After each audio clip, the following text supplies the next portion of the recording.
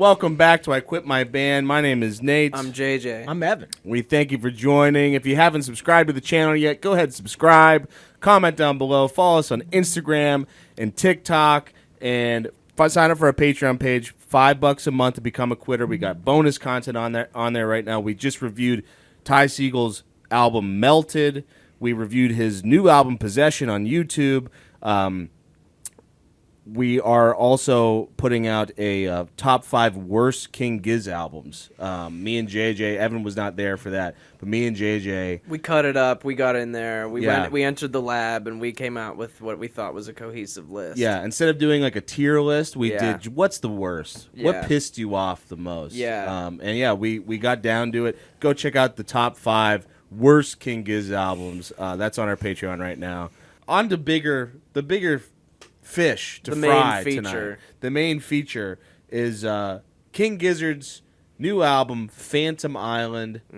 We're big King Gizzard fans on the show. Like we said, we have a Gizzisode where we tried to convince Evan of getting into King Gizz because me and Yes. JJ were huge into this band for a long time, and we tried to convince Evan of joining us in those ranks. We've reviewed Petrodragonic Apocalypse. I can't ever remember the name of that album. We reviewed Flight B741. And then on our Patreon, we have the 5 worst Gizz albums, in our opinion, right now. So, we can't let a King Gizz album slip through the cracks like this. No. This is Phantom Island. This is the album that apparently they worked on at the same time as their last album, Flight B741, except they did more with it by adding sort of an orchestra behind it. Yeah, it's their 27th album. Damn. Since like 2000 and it says in here, but it's like it's been not that much time. It's been like 15 years. It's been not that much time. Yeah. I if you did watch our Gizzisode, you know that you were not able to convert me fully. Yeah. I think that I understood the band better and understood what I liked and did not like about the band better. I tend to like Gizz when they're in fun mode. Yeah. Yeah. Like I like Paper Mache a good bit.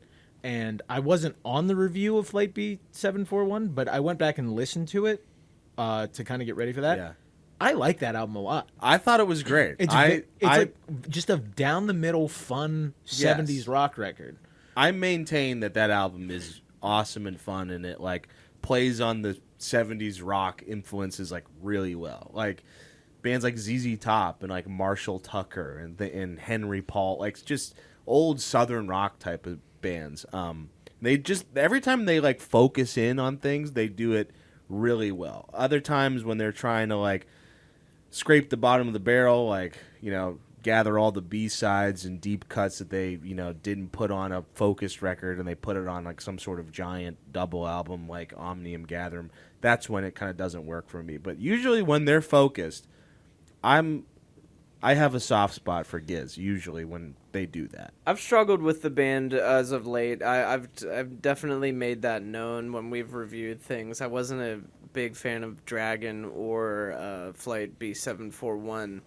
And mainly because I would say like their post-COVID output in particular has felt a bit formulaic to me, not in the fact that it's all the same, because it's very much not the same. Right. But it just seems like they're a factory now, and like the indie drive or the like shitty lo-fi vibe of the band has been lost on this like huge amount of success that they have gained, for me anyways. And so to this point I've definitely like fallen off, and that, and coupled with the like what was at a certain point like kind of relentless marketing, which they've definitely, to their credit, seemingly dialed back on, because like this is their first album of the year and probably their only one. Yeah. But like they did the 5-album year back in 2017.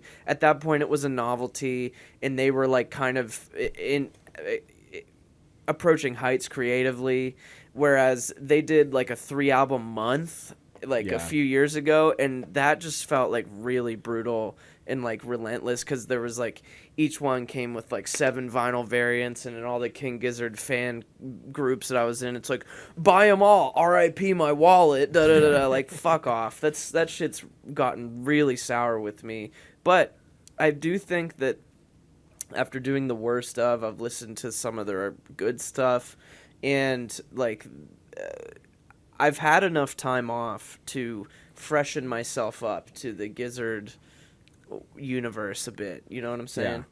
I mean, you definitely need time off with a band like Gizz. Yeah. That's another thing we've been like really critical of, is how much they put out and how much of it can be like, all right, guys, The cutting did room this floor need to is happen? You know? Yeah, the cutting room floor is a thing for a reason. And Yeah. it seemingly, if there's a buck to be made off of it with some sort of like exploding puke vinyl variant, like they're going to sell it and make money off of it. You know, Yeah. like as everyone is now in 2025. That's how bands make their money. But still. They're businessmen. Yeah. They are. They know what they're doing. Giz Inc. dude. Gizz Inc.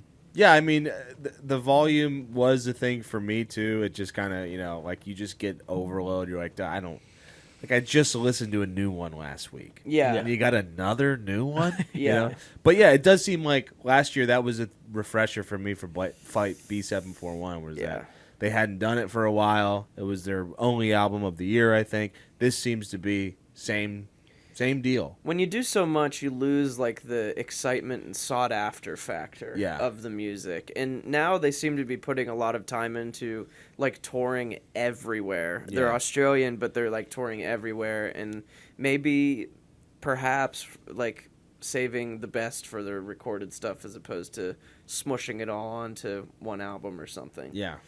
I don't know. Anything? Yeah. I also just wanted to say that I didn't like the Dragon album. I didn't like the Dragon album. Yeah. But I like because you guys just counted down 5 of the like your least favorite on Patreon. Yeah. And I was thinking about it. Like I've listened to probably 5, if not more, Gizz albums, and for Yeah. most bands that would be a lot of albums. Like Yeah. if you've listened to 5, The whole discography. Yeah. For some bands. Yeah. and like I feel like such a noob. Yeah. Having listened to like 6 albums. Yeah. Yeah, And there's and that's a lot. 27. Yeah. I just Yeah. found out the All American Rejects only have 5 albums. Are you Yeah, like- serious? Yeah. I could have went front to back on the whole All American Rejects The whole thing. discography, and here I am just scratching the Scratching Gizz the surface. surface. Yeah. Yeah. Swing, swing, dirty little secret. You know most of the songs. And I also did want to say, having liked Flight B741, the only single that I had heard before this was Deadstick. Yeah. And I got excited for it because it reminded me a lot of B741 Yeah. with this new element, not unlike kind of what Ty did by adding like strings Yeah. to Yeah. kind of what he was already doing. Yeah.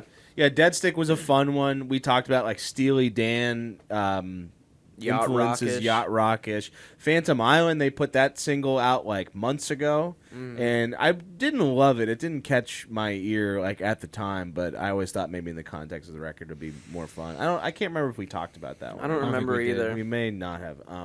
But what do you say? Let's dive in. Let's dude. dive in. It's Phantom Island. It's KG. L-Dub. L-Dubs. This is the first song. This is the titular Phantom Island.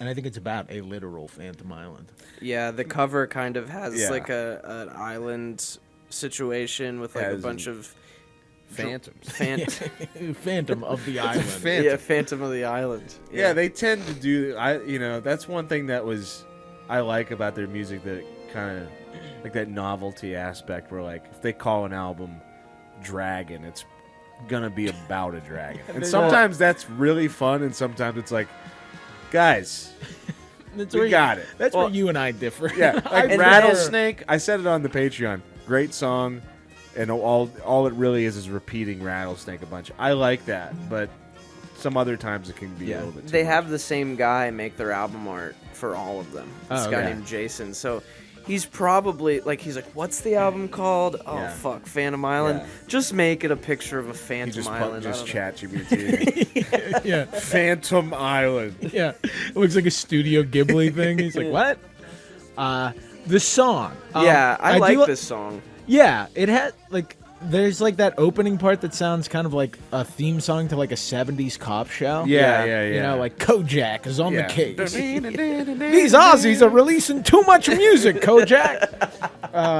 But yeah, this is like this and Deadstick feel like to me like the best mix of. Yeah, this is like the 70s cop show. I didn't think about Cop Show, and now that you say that, That I like screamed it more like Yeah. psych rock to me than like of their prior stuff, you know, yeah. a little bit. But what were you gonna say? I think that this and Deadstick to me work the best in like merging the worlds of like orchestral Yeah. and psych rock. Yeah. Like Yeah. this still feels like a rock song, and the way that the strings are employed, I like a lot. Yeah. I think they did a really good job of like showing that this is a different album than Flight B741 because it has a lot of the same like ideas and themes of like yacht rock and just fun classic rock, but like those strings just enhance it and bring it to a new level. And like even when they're doing some really like major melodic stuff, it can sound spookier with those Yeah. strings over top. Like the beginning is like noticeably like just a little bit more ghostly because Yeah. it has all that stuff going on in the background. This album reminds me of there's an album by the Moody Blues called Days of Futures Past. Are you either of you familiar? I know It the was movie recorded with X-Men. Me too. I'm more of an X-Men Days of I Future know Past. that. it was like released like 1967, something like that. Recorded. It was like a rock band recording with the London Philharmonic Orchestra, and it all like kind of flows into each other, and it's very pretty, super film score esque. This made me think of that like the whole time, like a modern version of that. Yeah. Almost. I don't know that album, but sure. It's Yeah. awesome. I would highly recommend it to like anyone. I'm more of a Metallica S&M when it Right. comes to the Philharmonica.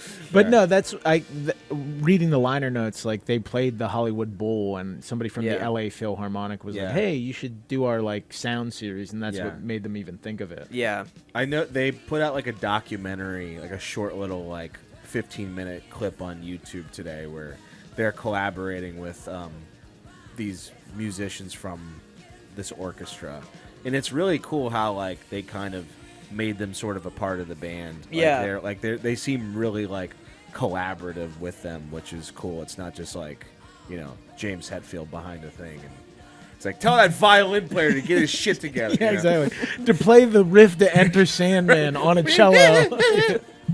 Nothing like that. I think I read too, like, and I can kind of understand this, is like, as big as this band has gotten, working with a orchestra feels a bit like imposter syndrome almost, because it's like, Sure. whoa, this is like a Real music, new yeah. level, Yeah. you know? But yeah, I like the song a lot. You And wanna I move think on? that the Or- back half of this like psych rock kind of section we get is one of the best departures on the record, that Yeah. it's able to depart but still feel like the song that preceded it. yeah. Agreed. Yeah, this part feels like really like noisy and Yeah. chaotic. Then we got that Murloc vocal over top of Murloc, it. dude, Yeah. he showed up. He showed up. That's another note I'll come back to about the vocalist, because I think the second song is a good like. Yeah, I have a note about that too. It's more of a joke than a note. Okay. but- Well, hey, even better. Even better. This is the second song, Deadstick. So yeah, we talked about this one in the show. I think it, like, in the context of the record, it's a huge highlight. Like, Easily the it- funnest one. It's the most fun. It has a whole different vibe than the rest of the songs. It's like immediately freewheeling and just like off to the races. I love it. Same. It's Yeah. my favorite thing on the record. Spoiler: I wish more of the record sounded like Yeah. this. But yeah, it's like it's basically just a Chicago song, Yeah. but I'm Yeah. okay with that. Yeah. I mean, there's a lot of songs in this record that will remind you of Chicago if you really dig, you know? Or you don't even have to dig. no, Oh, it's yeah. just there. It's Chicago. They go you know? a little more yacht rock A little bit more. towards the back half, Yeah. whereas like this has like that fun 70s Yeah. vibe. What I was gonna say about the vocalist is almost every time that Stu isn't singing, I prefer it. Yeah. I like the second vocalist in this a lot. Joey. I think I that's think it's who it Joey. is. Yeah, he's got Yeah. more of like a wailer. He's like wailing a little. He bit. wails, and then Yeah. Ambrose has like this higher register that can almost sound like a female vocalist Yeah. that I Yeah. like too. Ambrose's voice is really interesting. His and voice unique. like really fits this type of music. He has a band. That's why we call him Murloc. He's in a band called the The Murlocs. Murlocs. Yeah. And they like specialize in this type of music. Yeah. And it's fucking awesome. Yeah, they're cool. Um, a lot of but- honking on Bobo and Lots of honking on Bobo. Yeah. I love when he honks on Bobo. Yeah. This guy this swag fits this type of music so much. That like falsetto and Yeah. the fucking like soul that he's able to bring. Yeah. Stu can feel a bit one note in comparison to these guys. I know what Yeah. you mean. Like they definitely have different. Like Ambrose has a definitely more unique voice, and Joey really goes for it. But Stu to me is like the voice of King Gizz. Well, yeah, So, it's like, his band. you Yeah, know? I never really mind when he's on. It always feels like welcome and like it fits to me. I think he brings like a grounded perspective to the vocals. I think it's like, all right, let's reel it in for a verse, and then you guys can go crazy. But the thing I was gonna say is like they almost are like, because I think the other guitar player Cookie Dog. Cook, I think he also sings on this album, and it's like it's starting to feel like almost boy bandish. Who's who? You know what I mean? Yeah. It's like Yeah. you take a verse. It's like Nick Lachey coming out. Yeah. yeah, My band does that a little bit where we all trade off like choruses and verses and shit. yeah. But you guys are three. But guys. I think we all sound this is like different enough. This is like Wu-Tang Clan. Like you need like a fucking like diagram to know It's like- who's singing. who's Yeah. spitting bars on this one. Yeah, Yeah. is it Ghostface? Is it Cookie Dog? yeah, A stew. yeah. Yeah, I think this is just it's a fun one. It's a a good banger. song. It's a banger. Yeah. Let's move on. Third song is called Lonely Cosmos. What I like about this song and like what's the opposite of proceeding? The ones that come after it. Following. Are like the atmospheric vibe that you can be provided from an orchestra that like they've never had before. Like I guess the running trend for me of why I enjoyed this as much as I did is because similar to the Thai thing, this is a sound I've never heard from this band, and that just feels so earnest and refreshing to me that they're trying something. I mean, as a band that's famous for trying new shit all the time genre-wise, they're like working with new things and new elements, and it just like really brings an element to me that sounds so clean, in my ears anyways.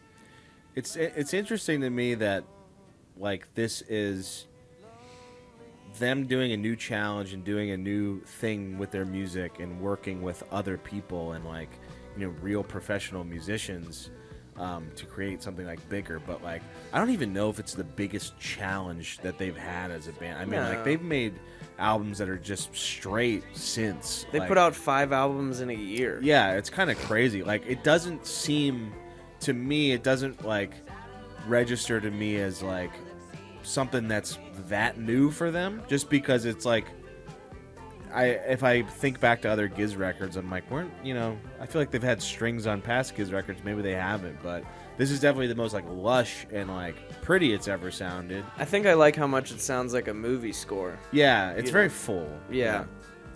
Yeah, the musically there are things in this that I like a lot, like this song in particular. I like Like I this like where it gets like weird and plucky. Yeah. But it is also a yacht rock song about space, Yeah, which is tough for me. Yeah.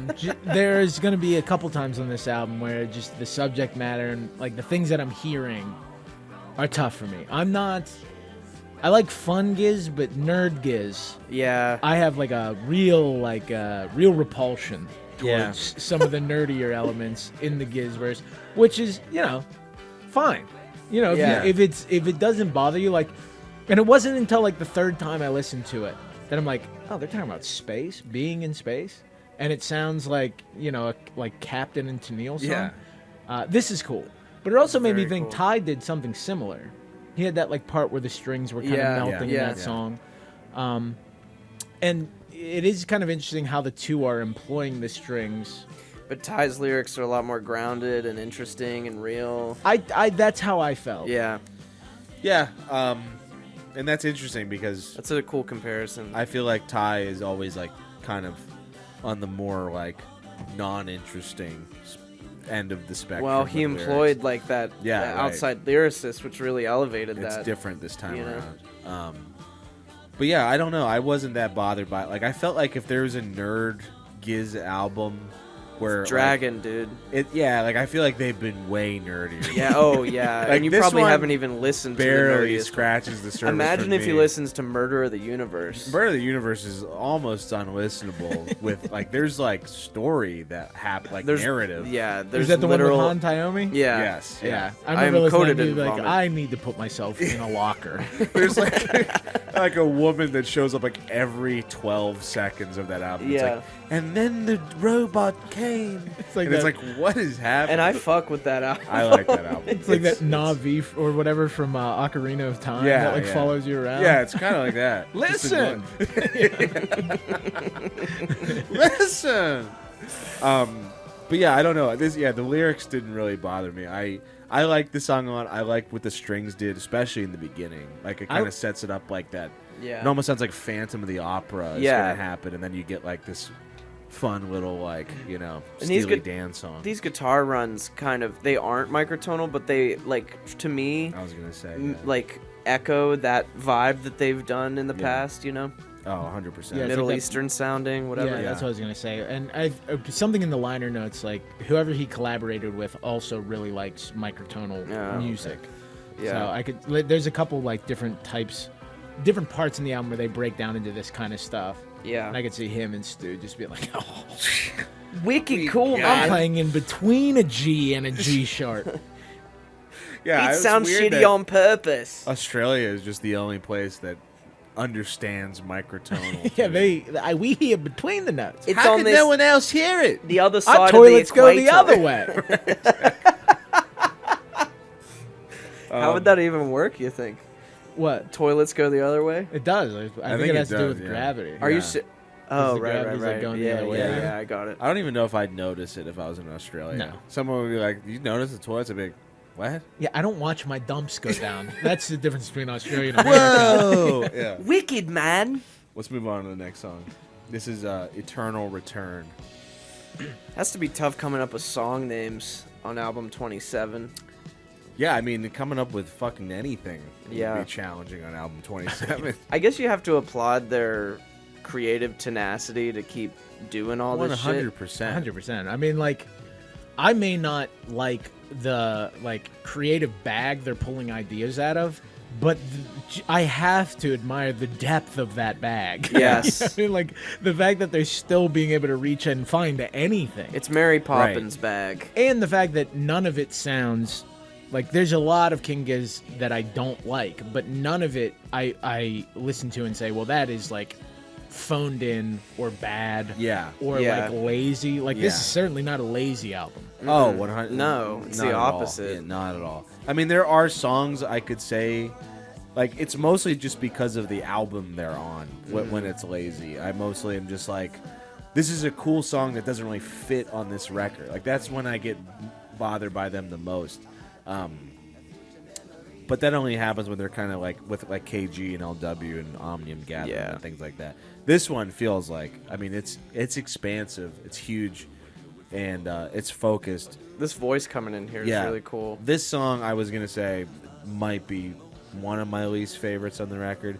It feels like, I don't know, it feels like it kind of gets lost in the mix a little bit. I'm starting to like catch on to patterns with the songwriting where it's like, you know, you get the introduction and then like a key change, and then it's like, here's the verse that's always going to kind of follow the same pattern. The vocal melody is always going to follow a similar pattern.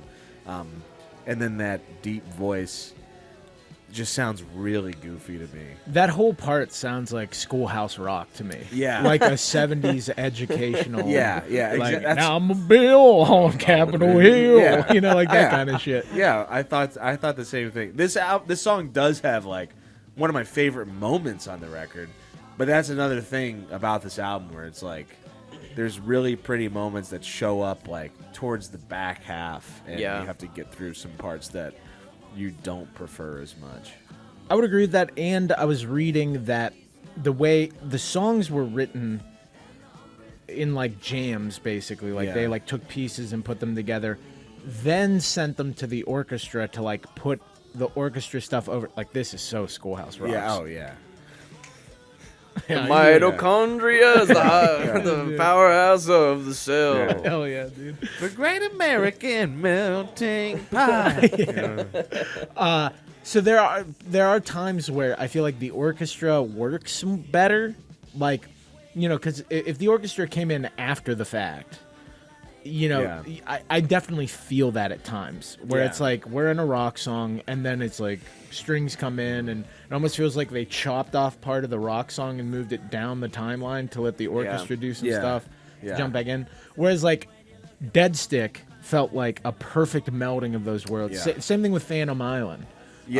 Like I feel like those two kind of were able to express that idea a bit better than some of these other ones. Yeah. This is the part on the song that I really, really like. It just turns like really sweet all of a sudden. Like it goes from like, but it's kind of confusing because it's like a completely different song, you know? Like it kind of just goes into a whole other vibe right there. But yeah, I like this kind of outro, this like, like it just, you know, it's nice. It's goofy, but it has a nicer melody than I think on the rest of the song. We want to move on to the next one? This is Panpsych. Panpsych, I think. Yeah. I Little, like this little riff key a lot. action. This riff is very sick. Yeah. Also a little bit Schoolhouse Rocky, if you think about it. A little bit. This melody is Like it's just, you know, sounds like walking down the street with a bunch of kids behind you. Yeah. It's sort Cheering of like you on. anthropomorphic Bill telling me about democracy. Yeah. But yeah, Yeah, it's cool. Yeah, that's just so down and dirty. dude, just so much feel. you Yeah. know? Yeah. And then he does like a little like this like little hammer on. Yeah, like That's melts sick. down. Yeah. This one is one where the lyrics really got me. What are they talking about in here? We got a Wander's amulet or Nice. amulet. We got both an astral dreadnought and astral planes. Oh, God. Yeah. That stuff's tough for me. Two different astral things, Yeah. both the dreadnought and the plane. Yeah. And then a wanderer's amulet. You know, like the D&D stuff is always gonna kind of hit me sour. I do think that this has one of like a more appealing melody than a couple of the last one has like that sing-songy sort of. I'm still getting like hold hands together kind of vibe though. Yeah. I mean, I don't mind Follow it. the line leader. But yeah, do you guys see what I mean by like you can kind of see the melodies kind of coming and like kind of seeing those shifts kind of coming where it's like, okay, now it's Ambrose's verse. Like I feel like I could always kind of predict that after the first 3 or 4 songs in this record. Yeah, and like the strings come in similar ways Yeah. too, where there'll be like kind of like this breath, Yeah, like like around 2 or 3 minutes, and then I like this part.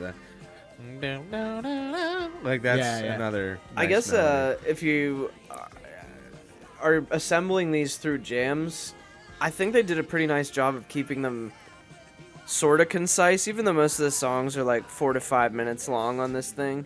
Like, if these were evolved from jams, they could have been like, dude, these could have been long ass, Yeah. oh yeah, 11 drawn out minutes, things. easy. Yeah. Yeah, and like most of the songs at least have like a coherent vibe throughout. Yeah. I don't think we get anything that feels as like directed as the first 2 songs. Yeah, I think so. Like, like this feels like something that would have happened in a jam, and then like now here's the rest of the song.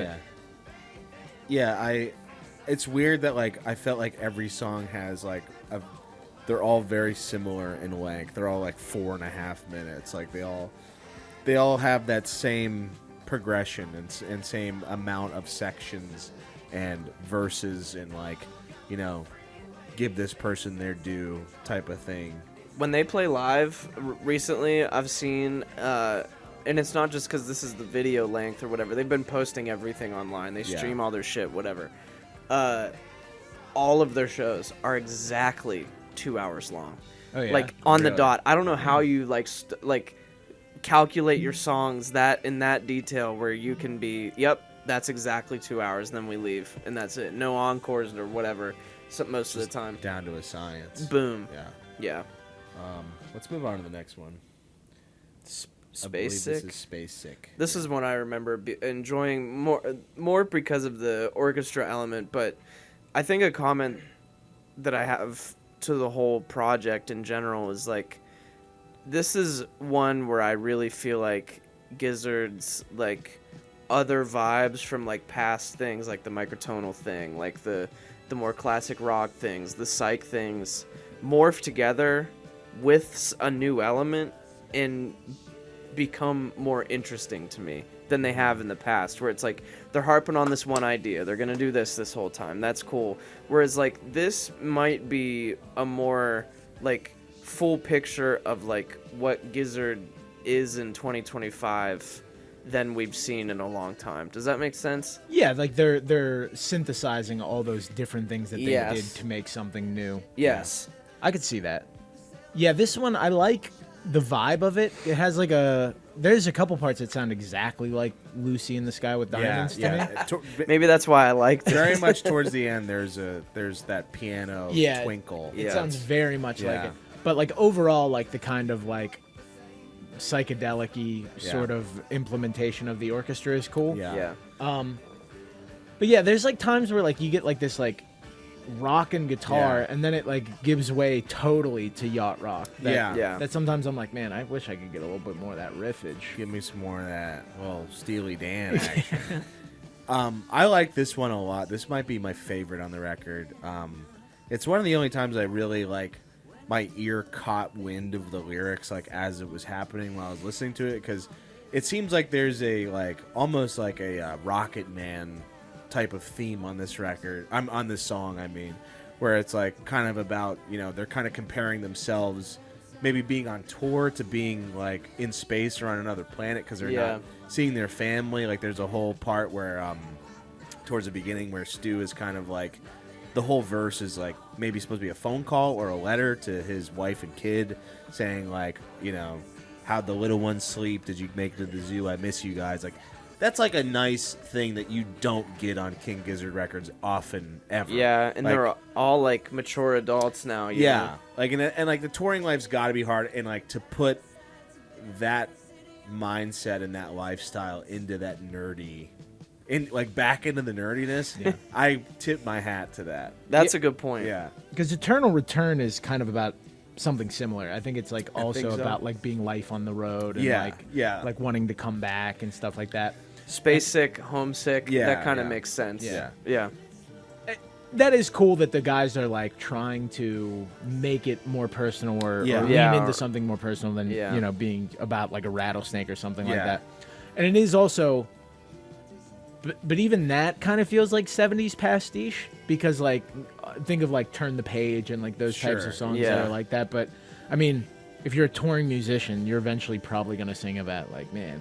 Yeah, you're going to sing about my fucking... But at least they're trying to do something, like, different by being like, but it's space. Yeah, exactly. That's why I thought I was like, okay, well, they're still, like, they're not totally doing it. This is the Lucy in the Sky with Diamonds, which I love this part. It's really cool. Yeah.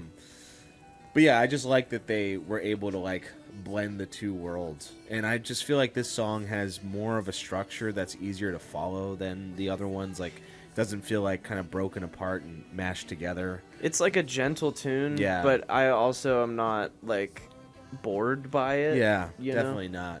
It's one of my favorite Gizz songs I've heard in a while, honestly. Like I think those lyrics, like real. I was just like, it's just cool to hear them not sing about dragons and pigs flying into Antarctica, you know, cool shit.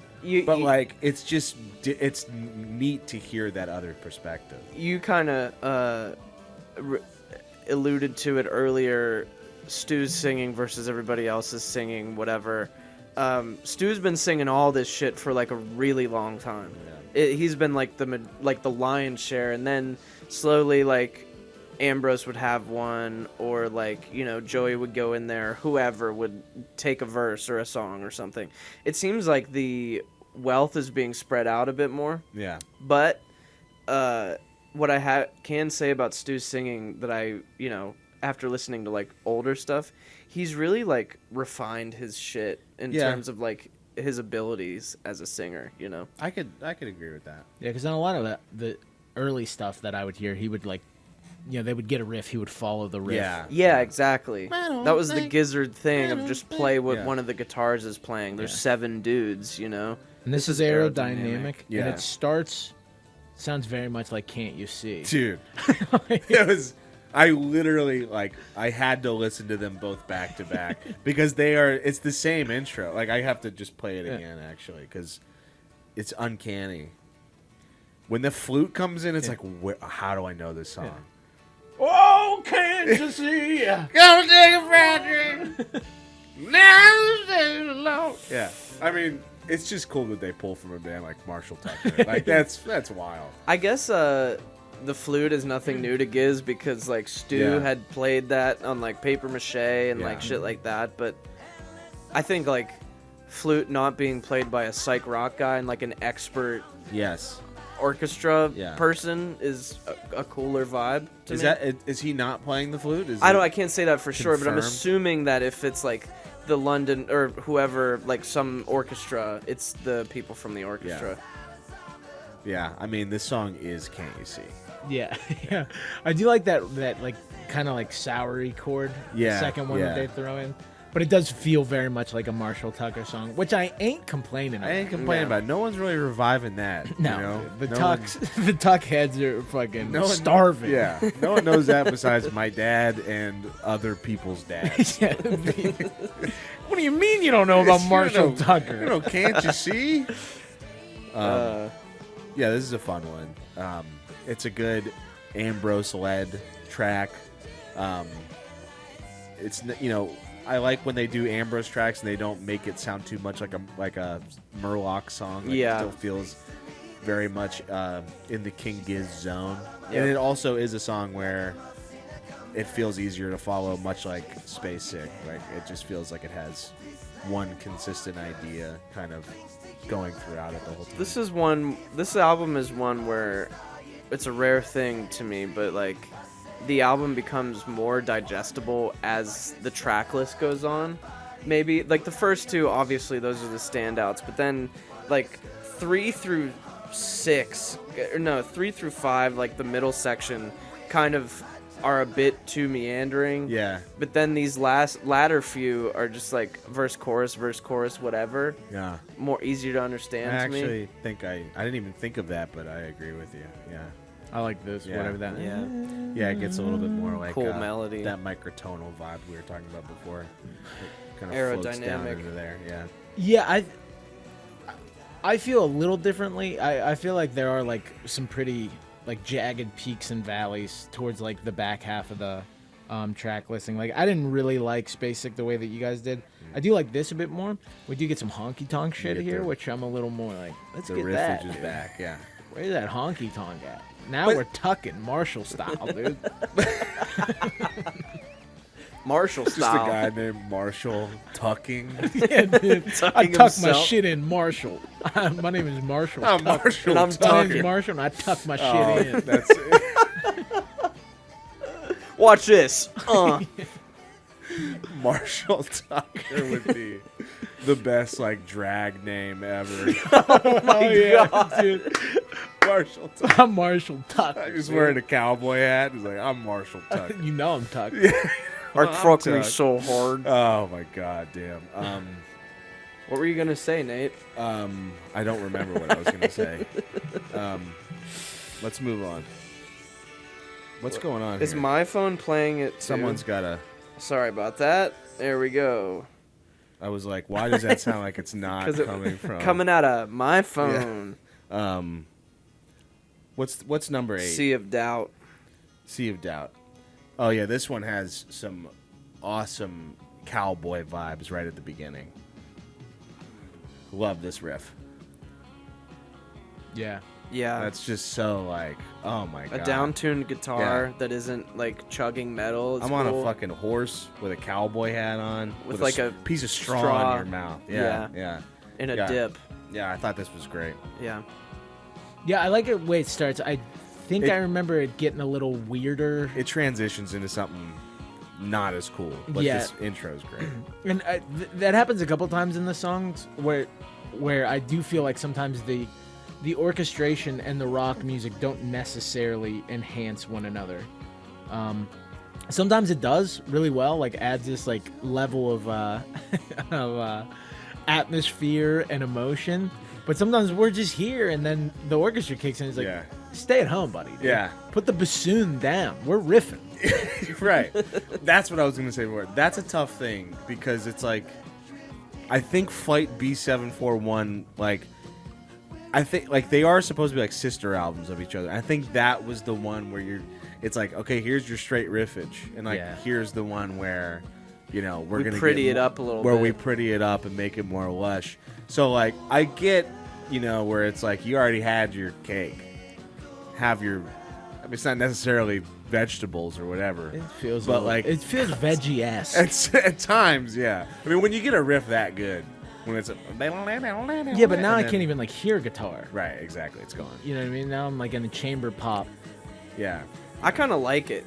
I like the strings. I like it just because, like I said before, it's so new and foreign to me in the Gizzard world. Yeah. But I would also bet that you guys probably fuck with yacht rock more than I do. Yeah. Oh, my girlfriend loves it, so therefore I've taken a deep dive into Michael McDonald. There we go. My wife is a big fan of yacht rock. Yeah, my dentist plays like nothing but yacht rock. Yeah, so I just have like. So twice a year you have to listen to yacht rock. 100%. Yeah, dude. Yeah. Just That's get twice, 2 times too many. Yes. Get Yeah. my shit polished. After the yacht rock documentary came out, it's that awesome. was when I kind of really switched gears. I was like, all right, this music's good, but the guys are even cooler. They're homies. Michael McDonald is like they show him in the video, and they clearly interviewed him like different times. Yeah. And he gets fatter. Yeah. And they give him like these really shitty angles of like just his gut, like sitting in front of a studio desk. And then also there's like cool guys in that documentary. There's like Questlove and like Thundercat, and like you can hear those influences, and it just I don't know that documentary was like there was I think Daryl Hall was in it too, and Of course, yeah. Daryl Hall's like such a he's kind of like Guy Fieri in that way. Yeah. I mean, they're very similar. I mean, his like he did Triple D, but out of his house. He did it, yeah, exactly. Welcome to Daryl's house. We're gonna play with Billy Gibbons and make gazpacho. We're gonna make a gazpacho that's gonna knock the pants off. They called up Donald Fagen at the end of the documentary, and he's like, "Yeah, I'm directing and creating this yacht rock documentary," and he's like, "What'd you call it?" Yeah, and he hangs up. And he said yacht rock, and he's like, I think he said like fuck that. Yeah, I think he says like fuck you. Yeah, and hangs up. it's like, dude, you made That's so music cool. for people to relax to. Yeah. Okay, It's so fuck cool off. to be so serious about Yeah. that. Fuck you. It's like if you This interview. shit's my life. It's like if you asked Weird Al, like, hey, so like your parody songs, what's the deal? He's like, you're calling them parody songs. Excuse me, what was that? Eat shit. Parody song. Edith's better than the original. I put a lot of myself into that. You just call it the P word? Yeah, you use the P. You use the Y word. You can't use the Y word around Weird Al. Ridiculous. But yeah, I think that song starts stronger than it ends, and I agree. Yeah. I guess I prefer the Flight B vibe, and I can respect like. I think the reason why like you hear guys like Questlove and Thundercat dig yacht rock because they are interested in a level of musicianship that sometimes I am not. Yeah. And yacht rock is really good musicians. Yeah. Playing really pretty stuff. And this is what a lot of this is. Yes. Yeah. But then I hear that Marshall tuck, and I'm like, tuck it in. Marshall We're tuck. tucking it back. Oh, man. This one is Silent Spirit. Second to last This one is the one that reminded me a lot of Cocaine by Eric Clapton, the guitar Yeah. riff. And then when I watched that documentary, they were like recording this song, and then all at the same time while listening to this are like, cocaine! Like they all were like, it sounds like cocaine. Because here's kind of my problem with some of the reggae. We get cocaine, Yeah. and you're like, hell yeah, I'm down. Yeah. And then immediately it's Barry White. Yeah, right. No, that's what I was Yeah. saying. That's Can't what I get was, enough of your love, baby. which is good. I like that. Very White Sauce. But that's what I was saying before when I was saying like you can kind of start predicting. Yeah. It's like you get that intro. I think every song almost does it. Like Phantom Island does it for sure. Lonely Cosmos does it. Spacesick does the aerodynamic does it. You get that cool intro, and then you get that key change. You get the vocals coming in, and then it's like another key change. Ambrose, it's your turn. You know, Yeah. Like the songs are interesting and they're fun, and they have different chord progressions, and nothing really sounds so samey. But the thing that is samey is just like Structure. The structure, you know. Yeah, it makes me think because like I was really taken by how Ty was able to put strings into some of those songs because they felt a bit more like they were like boosting up what the song was already doing. Yeah. You know, where sometimes in this one they do feel like creative diversions. Yeah, You a know, little bit. it does create some cool moments, but like I immediately heard that cocaine riff, I was down, and now I'm here, and I feel so far from the cocaine riff. Yeah. And you're only like 30 seconds from that cocaine riff. Yeah. It just happened. Yeah. But yeah, you get turned into these very like cartoonish moments, which is a thing that I really like about Gizz because they can always make their songs sound like, you know, the theme song to a, you know, show about like garbage eating like little monster guys. Some you know? sort of magic Some sort school of bus. pests. Yeah, Yeah. some sort of magic school bus, something like that. Whore like that. bus. Yeah, some sort of Brett magic Michael's like, whore I'll bus. tell you what's magic. This whore bus. And the I'm first time I've Getting been able to Daisy on score- the bus. Yeah, the first time I've been able to score 9 since 1987. That's what this is what the magic of this bus does. Yeah. But yeah, I don't know. This one, I guess, didn't stick out to me because of what you said. Like, you get cocaine and then it just changes, and you're like, all right, it's. Yeah, now we're like in a Middle Eastern yeah. section that I couldn't tell you what's different about this Middle Eastern section than the other ones that we've got. The other like few, yeah. Yeah, I guess what I differ from you with you guys is like, I guess the album as a whole, if you don't think of it as 10 songs, it's one like big fat like composition, and that's really what I enjoyed about it. You know what I'm saying? Like, it is very score like, and yeah. So we started on a guitar riff, which we was finally cool. got back to. Yeah, there you go. Clapton We comes start in for a little solo. we little started on the slow cocaine hang. riff, but we like just the prettiest fucking strings Yeah. come in, you know? Yeah, I mean, there's moments on here where it just sounds like butterflies start flying out from your ass. Yeah. Yeah. You know. Yeah, this Yeah. feels like a Robert Right. Redford movie or something, Right, you know? I do like. I didn't even really. It didn't occur to me like the whole '70s like cop movie vibe, but now that you mention that and it's putting me in those scenes, I'm like, yes, I could see this being in like Taxi Driver or something. Yeah. Big time, yeah. Yeah. This reminds me of like a Robert Redford movie Yeah, from like yeah. 1971. Yeah. 3 move on. Days of the Condor. Yeah. Let's move on to the last track. Grow Wings. Grow Wings and Fly, which I think if there was any outlier to this record, it's this one. Maybe that's why they put it at the end. Yeah, I read when this single came out that this is usually an extension of the song Shanghai off of Butterfly 3000. okay. When they I like that song. yeah, I like that song a lot. When they do live shows, they kind of go into this. And I like the way they put strings and everything into this, but yeah, it just reminded me so much of like the Butterfly 3000 era, which is cool because, you know, we're getting like that vibe without. I was a fan of that one. I love that album. It's a cool shift because we're getting it with guitars instead of synths this time, but Yeah. it didn't feel like, you know, a song that even really needed like an orchestra behind it. Yeah. It's very pretty. And Yeah. it definitely feels like very floaty. You know what I mean? It's just another fun freewheeling one. I think it's a nice way to end the album, you know, and it for the nerds, it ties back into something that they already did, which they are famous for doing. Like in Murder of the Universe, they had a song that mentioned people vultures, which happened in Nonagon Infinity, like, which is an eye roll. I can feel the eyes rolling over here. I saw it wasn't an eye roll, it was a squint. It went from like That was me actively trying to stop the eye roll.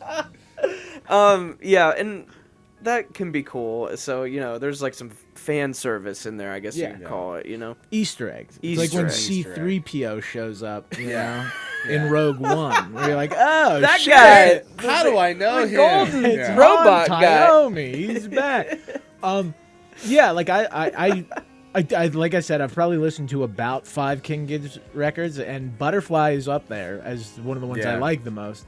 And yeah, thinking about it, it does kind of have that similar vibe. Yeah. But I think that the orchestra actually does kind of add something like he said it, like does have this like flying, sort of like the Rocky theme or something, Yeah. you know, like Yeah. Maybe it's hitting me weird because it does sound a lot like the song Shanghai, and that was already like so full and built out with like Without lush synths. Yeah. And maybe I'm just thinking like I said before, the orchestra doesn't even seem like that far off from what they've done before. Yeah. Like they've emulated an orchestra in some way, you know, on other records with synthesizers and other cool shit. So that might be what I'm picking up on. Like it might just be like this is a song I've kind of heard before. Yeah. I liked it though. I like the song. I think it's a good closer.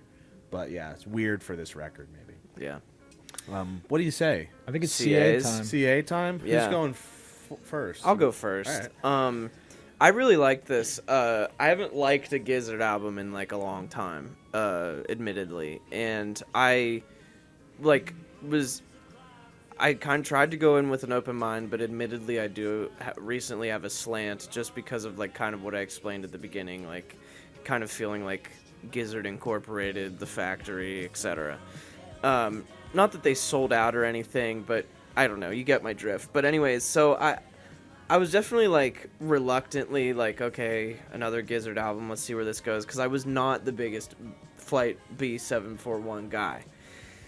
But I listened to it, and I listened to it again, and I listened to it a third time, and I very much found myself like suspending disbelief that this was Gizzard, and that I like had forgotten that I was like kind of over this band, because it was there was a lot in here that like made me forget about who they were, and it was just music, and I was like, damn, this is really pretty. This is really nice. Is it meandering at times? Yeah, like you can kind of tell, given the context that you said that this kind of came from jams, so maybe there's some ideas that could have been fleshed out and maybe a little bit less formulaic or whatever.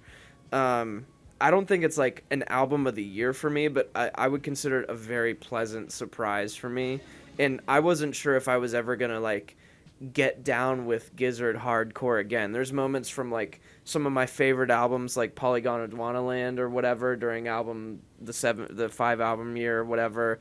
There's microtonal moments, and then they mix it with this new thing with like the orchestral influence, and to me it creates something that is really compelling, and that's kind of what I got from it.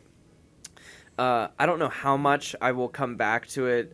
Maybe my curiosity will bring me there. Like I said, I'm kind of just like still tired of the Gizz train, even though I felt fresh coming into this. But nonetheless, even though I contradicted myself like 3 times, I'm going to give this a right smack dab in the middle, like 7.5 out of 10.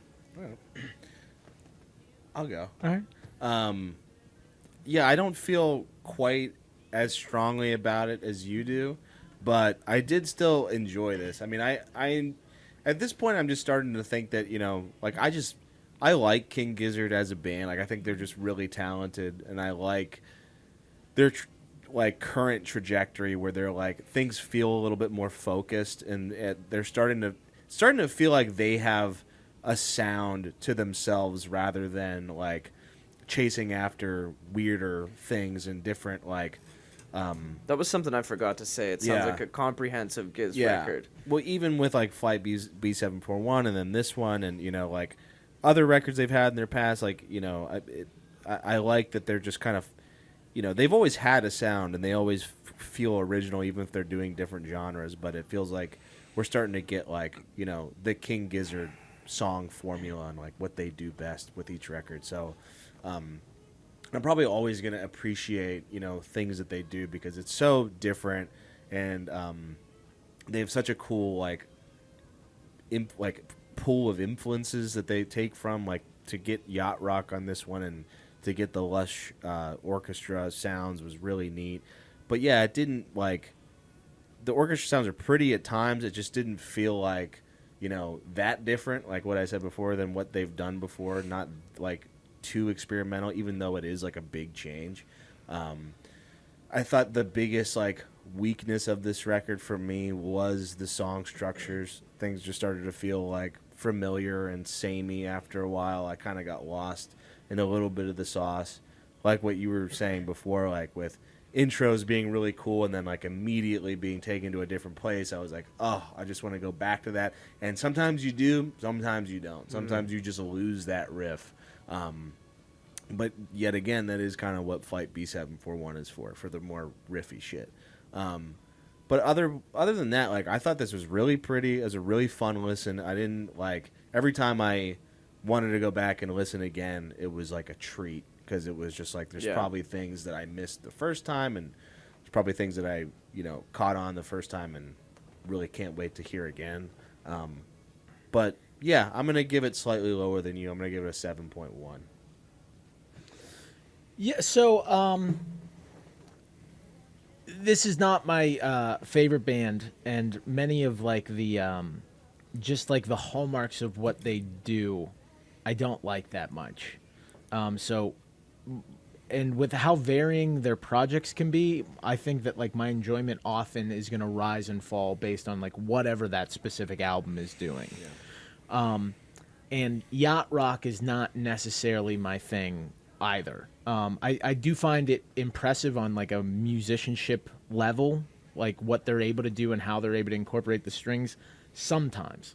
Other times they do feel kind of like competing impulses, like you said. Like we get like a really cool riff or really cool groove, and sometimes the orchestration will add to that and put another layer onto it that is like really cool. And then other times I just feel like it's not there. Like we're in a completely different place. And sometimes I like the orchestra place we go to more than the band part that we're into, and like vice versa.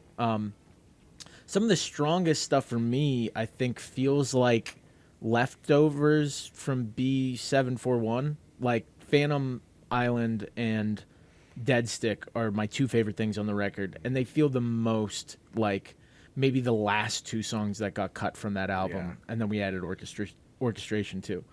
But I do think that there is a lot to like take away from this, even if you're not a huge fan of the band. Like it's definitely a band operating at a level that very few rock bands can operate on.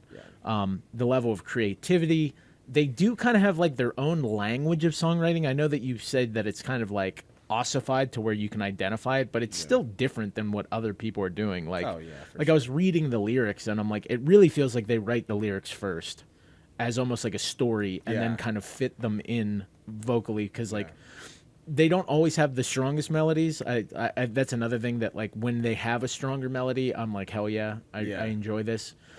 So I don't think I feel as strongly as you do, but I don't think it's an album that's like not worth your time, especially even if you're not a Gizz fan.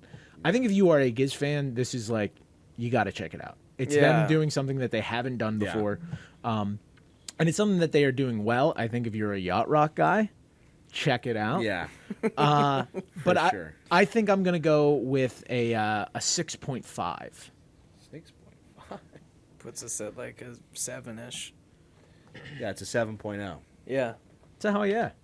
It's a kind of hell yeah is it? It's a Marshall is tucked. Marshall. Yeah. Marshall tucked. Hell yeah. Marshall tucked. Hell yeah. Marshall tucked. Hell yeah. I love that one. That's one of my favorite recent scores that we've given. I feel comfortable with that. Yeah. I mean, I thought this was great. I thought, it's just like, it's another King Gizz record.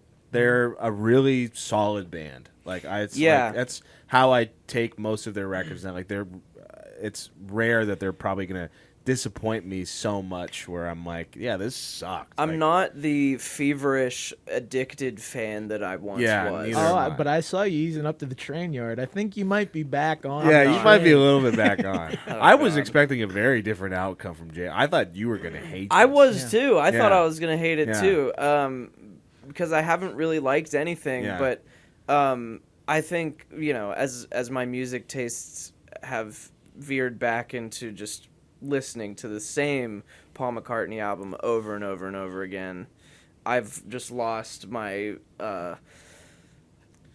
my craving for more Gizzard in my life. yeah. And you got McCartney 3. What do you Yeah, need? Yeah. yeah, exactly. Exactly. Yeah, I think it's interesting that this band can like generate like we typically will either like fully agree between two of us on an Yeah. album or Yeah. fully agree all three on an album, but like this band continues to create like varied responses amongst It's the three true. people on this. That tension on the show. Yeah, it really why is. You watch. Oh, is it gonna Yeah. fall Wait, into hell? What Yeah, are they gonna range. say?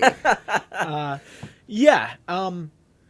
And I'm kind of bummed that I didn't get to sit in on the like. I was like, for the year that it's been out, I was like, man, I'm really glad I didn't have to listen to that King Gizz B741 Dude. album. And then I listened to it, and I was like, this would be the one time that I could have been on this show, really giving them their flowers. Yeah. I thought it was great. I still think it was. I put it on my top 5. It's of too the much year. honking on Yeah. Bobo. Oh, dude, you can never honk on Bobo enough. That Yeah. was one thing I didn't. Unless you're that was Stevie missing. Wonder, Yeah. I don't need honking on Bobo. Yeah. That was one thing that was missing on this one. Yeah, you brought out Bobo. you brought out the clarinet. You left Bobo in the closet collecting dust. We need Bobo back. But yeah, I think they're an interesting band, and They'll never stop. they'll never stop. They'll And never I think stop. that their fans will love this album. Yeah. like I think that they're like the one cool thing about King Gizz is I think that they've built up a fan base that like is chomping at the bit for them to do something creative. Yeah. If they mic'd yeah. up the toilet bowl while they all took dumps and Dude. put it on vinyl, the fans would love it. I would check it That is- out. That is one thing. Like, yes, it does go to a place where probably they could do that and people would still call it brilliant. Yeah. But it is cool. Like, there's a lot of fan bases that are like, Yeah. fuck you, do the thing that we love. Yeah. That's kind of what I want from them. Also, honestly, is I want like a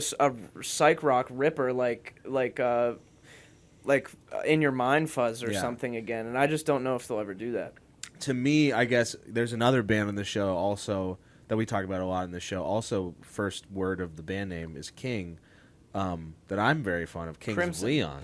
Yes, that And, is true. Very differing and- opinions. I feel like I've kind of taken a Kings of Leon approach to my listening of King Gizzard and the Lizard Wizard, where I used to be a huge fan, and now I'm just like, I'll check it out every time they put out a record. I'm not gonna, go crazy over this. I'm kind of over it, but every time they put out a record, they used to bring me so much joy.